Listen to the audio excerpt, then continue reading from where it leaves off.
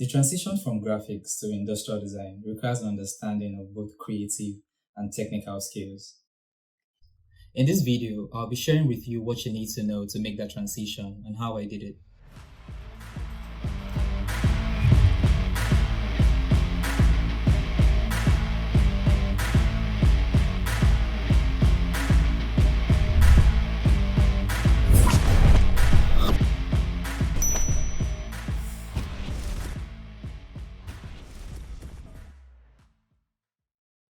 Hello, my name is Ifedayo and I'm an industrial designer in the UK. Have you ever wondered whose responsibility it is for the looks and functionalities of products?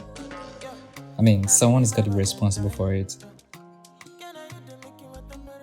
An engineer? Not entirely.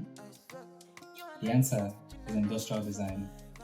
An industrial designer is responsible for the design and creation of physical objects we use within everyday lives. It's a field that requires both creativity and technical ability to create physical objects that are both aesthetically appealing and that are functional. An industrial designer is responsible for how a product looks, how it feels, how it functions, the ergonomics of a product, like how stress-free is it for users to interact with this product. An industrial designer is also responsible for designing within selected manufacturing process and constraints based on time and based on budget. It's important for me to also state that an industrial designer is also called a product designer. Yeah, I know. In the last decade, that title is being keenly contested with user interface and user experience designers. That's the topic for another day, and I'll talk about this in subsequent videos. But within the context of this video, we will just stick with the title industrial design. An industrial designer typically uses computer-aided design software, SolidWorks, Rhino, Autodesk Fusion 360. They also use 3D printing, prototyping equipment.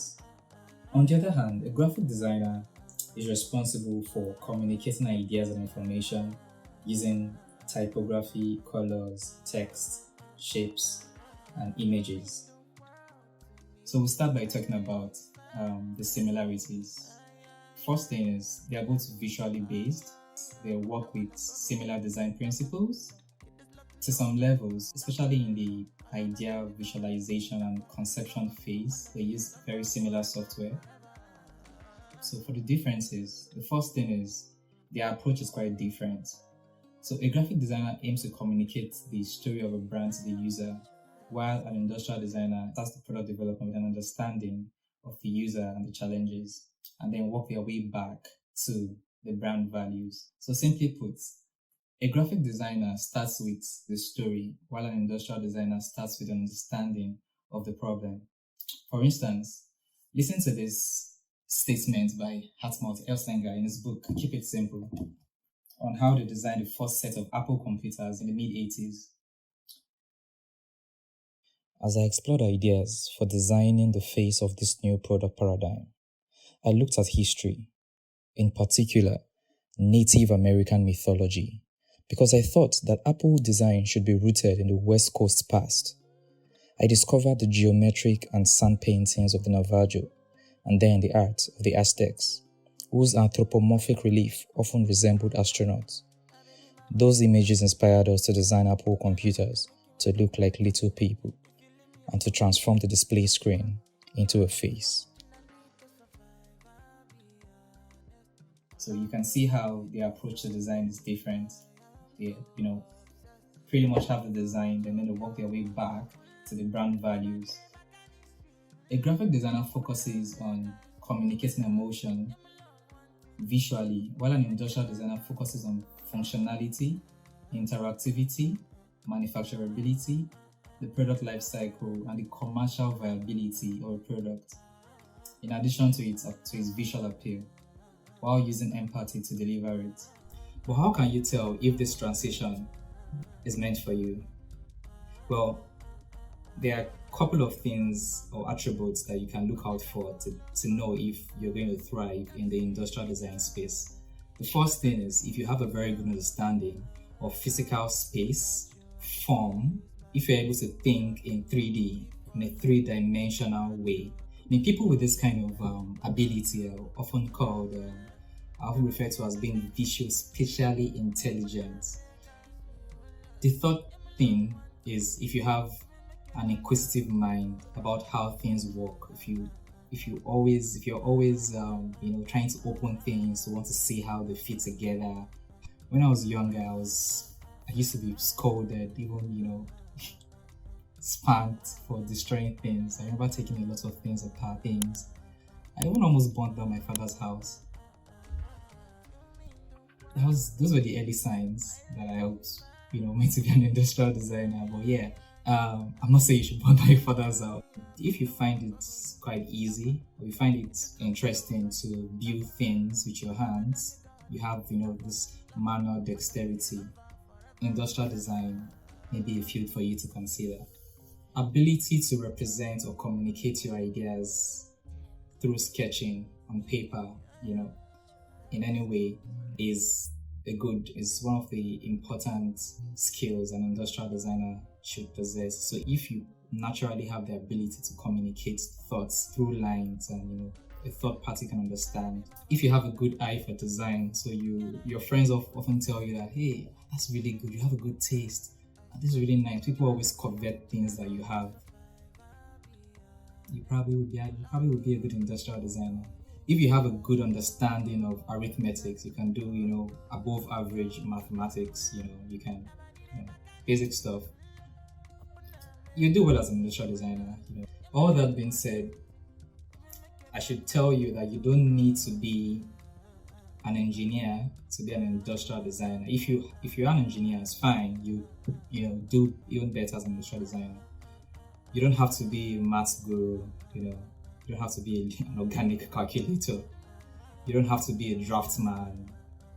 The truth is, industrial designers are lifelong learners. They are professional learners.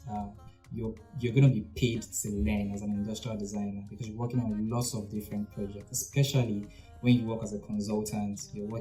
Today you're working on a bioreactor, tomorrow you're probably working on a helmet, next tomorrow you're probably working on a plane. So different things, and these are things that you probably did not have any idea about. But of course, before you begin to work on it, you're going to have to learn, have to read, or have to know how this thing works, and bring or put on your industrial design hat to begin to solve the problems. So what you need to do skill-wise to help you make your transition even easier, first and foremost, you need to feed your obsession.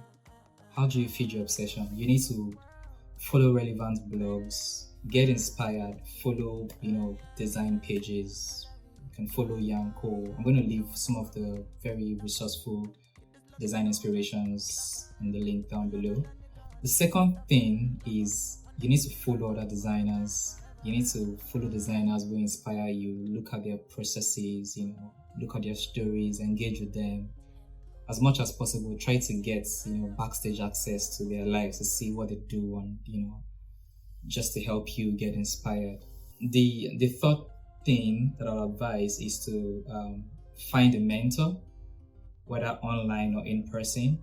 As a young and budding designer, I rummaged the entire internet, looking for mentors, sending out emails, people who I knew were industrial designers, but I could never meet. Thanks to the internet, I was able to, connect with them. I was able to meet them, and you find mentors, and the mentors that I found were the ones that actually helped me to be where I am now. Maybe not entirely, but they were part of the reasons why I was able to accelerate my growth into the industrial design space. You need to initiate projects. Personal project doesn't have to be paid. Just look at things, look for things around you, for products around you, and just create a hypothetical problem and try to solve it. Maybe not even hypothetical, like a real life problem. Then try to solve it. Look for things that you use around you that have inherent problems. Then try to solve it. That's a very good way to start. Another thing I would say is out of sight is out of mind. As that applies to human relationship, it also applies to your career. So if you do not post what you're about, if you do not post what you do, no one will know. So I often find a lot of designers, and myself included, we are perfectionists. So sometimes we only want to post the things that we are most proud of. But the beauty of the journey is to show that you were once here and now you are here, to show that you were, you are learning and you are growing. So you need to put your work out there. You have an Instagram account. It's fine if you don't want to mix your personal life with your career. You can create a different account, but it's if you don't think it's a problem, you can put out your work, find a way to mix and match, because it's part of your brand. So this is who you are, this is what you do. So put out your work there. Use Behance, use Coroflot, use these are industrial design platforms that you can even get jobs from there. Another way to also fast track your entry into the industrial design space is for you to attend design events, design meet up with other designers, have a good conversation with them, ask them questions, ask them how they do their things, just build a network or a community of industrial designers around you. And you know what they say about iron sharpening iron? It's going to be easier for you to get into the space. Another very important thing, I know it's quite, some people have controversial or mixed opinions about it, but you're probably not going to lose much if you do it. It's participate in design competitions. It doesn't matter if you do not win. The way you should think about it is some people actually work better under when they are being told to do things, or when there's a task to be done. They are not very good initiators, but they are good with working to deliverables. So with design competitions, you are going to push yourself to work towards a particular goal, and typically you'll be approaching a problem as you would if you were in the industry trying to tackle a brief. If you win, even better for you. But if you don't, do not be discouraged. It's a way for you to learn and get your hands on projects, things that you probably do not have the push to actually initiate yourself. With design competitions, you can actually do it. So moving on from participating in design competition is building a badass portfolio. It's very important. As a creative person, as an industrial designer, that's your ticket to it. Maybe not ticket. Yes, ticket. Anyways, as an industrial designer, your portfolio is one of your strongest assets. You need to have a very good portfolio, because your portfolio is what's going to get you into rooms, get conversations started, and even people who want to refer you. If you don't have a good portfolio, it makes it even difficult for them to refer you. But if you have a good portfolio, it's easier for a person to put in a word for you, and boom, you can be on your way up. Commit time to developing a very good portfolio, and you probably don't even need to get a school degree to work as an industrial designer. If you have a very good portfolio, that's a very good one.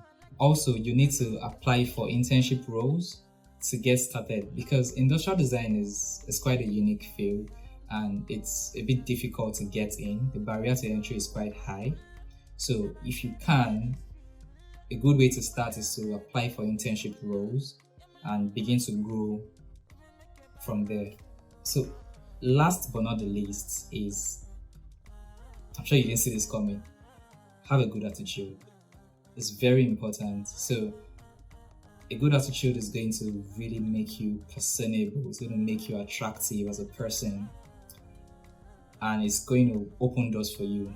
In addition to having a good attitude, you need to be able to sell yourself, because no one is going to do the job for you. You need to show what you can do, be able to tell, not in a cocky way, but in a way that shows that yes, you know your stuff, and what you're saying, is what you can do.